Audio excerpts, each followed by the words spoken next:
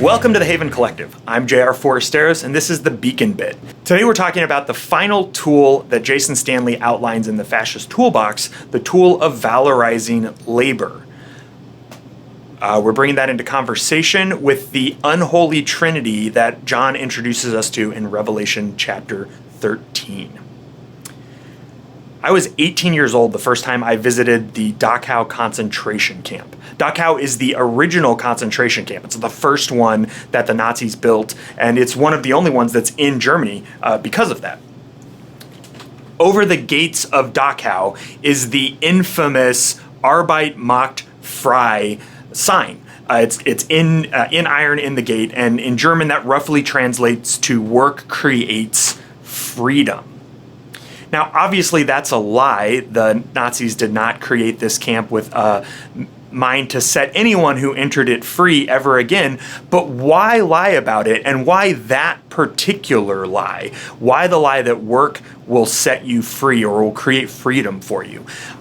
In part, it may have been to pacify some of the people who were interned in Dachau, but more broadly, it fed into the Nazi propaganda machine that they had created surrounding Jewish people, mainly that they are lazy. And so this was a way that the Nazis could tell the larger German nation that they were rehabilitating these lazy Jews, trying to transform them into respectable citizens who would contribute to the common good. Again, an aim that was entirely false. They had no intention of integrating Jewish people into the larger German society at any point. But what I find fascinating about this is how the Germans used their campaign of terror against the Jewish people to create the very reality that they had initially been lying about. In other words, through the phrase Arbeit macht frei, they turned their lie into the truth. Here's how Hannah Arendt describes the process. It was always a too little noted hallmark of fascist propaganda that it was not satisfied with lying, but deliberately proposed to transform its lies into reality.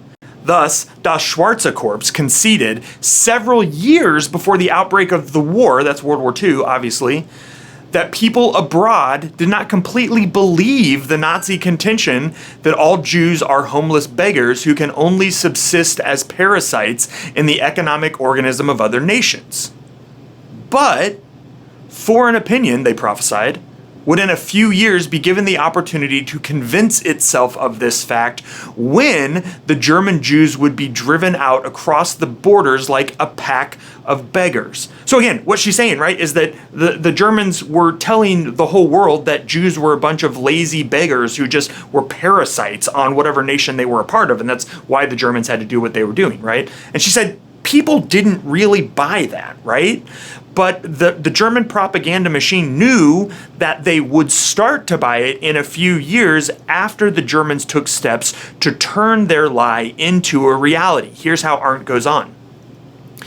For such a fabrication of a lying reality, no one was prepared.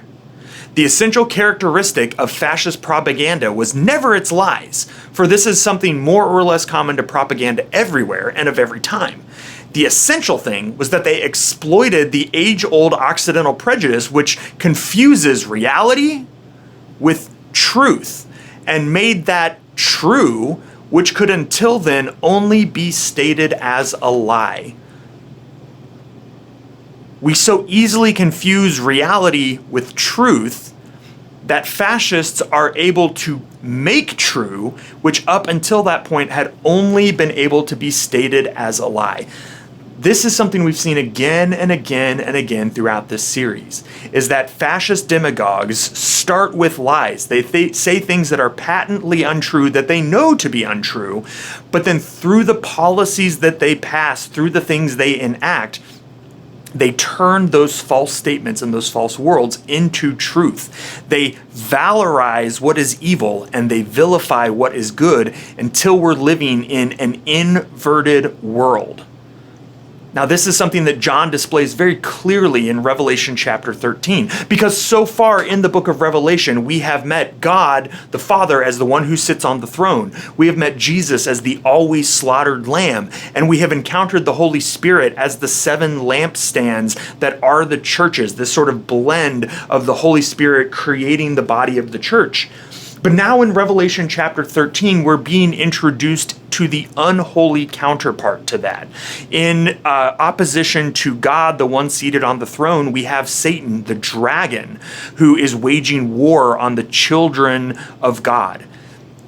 Instead of the lamb, the always slaughtered lamb, we have the always slaughtering beast from the sea, the one who looks just like the dragon and who is empowered by the dragon to make war on the church.